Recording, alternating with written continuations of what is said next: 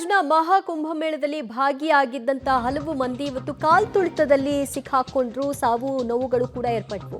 ಕನ್ನಡಿಗರ ಸಾವಿನ ಸಂಖ್ಯೆ ಈಗ 3ಕ್ಕೆ ಏರಿಕೆಯಾಗಿದೆ. ಕಾಲ್ತುಳಿತದಲ್ಲಿ ಮತ್ತೋರ್ವ ಕನ್ನಡಿಗ ಸಾವನ್ನಪ್ಪಿದ್ದಾರೆ. ಬೆಳಗಾವಿ ಮೂಲದ ಅರುಣ್ ಕೋರ್ಪಡೆ ಸಾವನ್ನಪ್ಪಿರುವಂತಹ ವ್ಯಕ್ತಿ ಅಂತ ಗುರುತಿಸಲಾಗಿದೆ. ಕಾಲ್ತುಳಿತದಲ್ಲಿ ಗಾಯಗೊಂಡಿದ್ದ ಅರುಣ್ ಎಂಬಾತ ಸಾವನ್ನಪ್ಪಿದ್ದಾರೆ. ಕುಂಭಮೇಳ ಕಾಲ್ತುಳಿತದಲ್ಲಿ ಕನ್ನಡಿಗರ ಸಾವಿನ ಸಂಖ್ಯೆ ಈಗ 3ಕ್ಕೇರಿದೆ. ಬೆಳಗಾವಿಯ ತಾಯಿ ಮಗಳ ಬಳಿಕ ಈಗ ಕಾಲ್ತುಳಿತದಲ್ಲಿ ಮತ್ತೋರ್ವ ಕನ್ನಡಿಗ ಸಾವನ್ನಪ್ಪಿದ್ದಾರೆ. ಅವರು ಕೂಡ ಬೆಳಗಾವಿ ಮೂಲದವರೇ.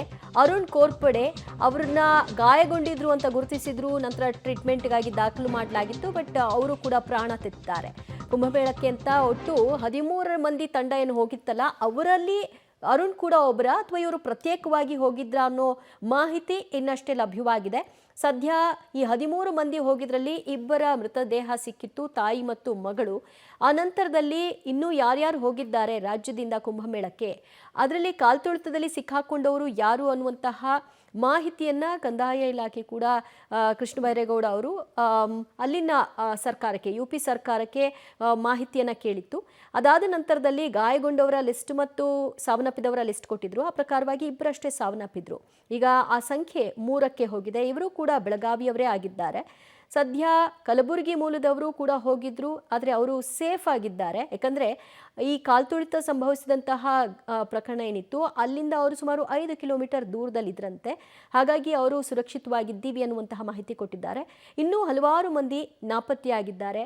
ಅವರನ್ನು ಹುಡುಕುವಂತಹ ಪ್ರಯತ್ನದಲ್ಲಿ ಅಲ್ಲಿನ ಸರ್ಕಾರ ಇದೆ. ಅವರನ್ನು ಐಡೆಂಟಿಫೈ ಮಾಡಿ ಗಾಯಗೊಂಡವ್ರನ್ನ ಟ್ರೀಟ್ಮೆಂಟ್ಗಾಗಿ ದಾಖಲು ಮಾಡಲಾಗಿದೆ.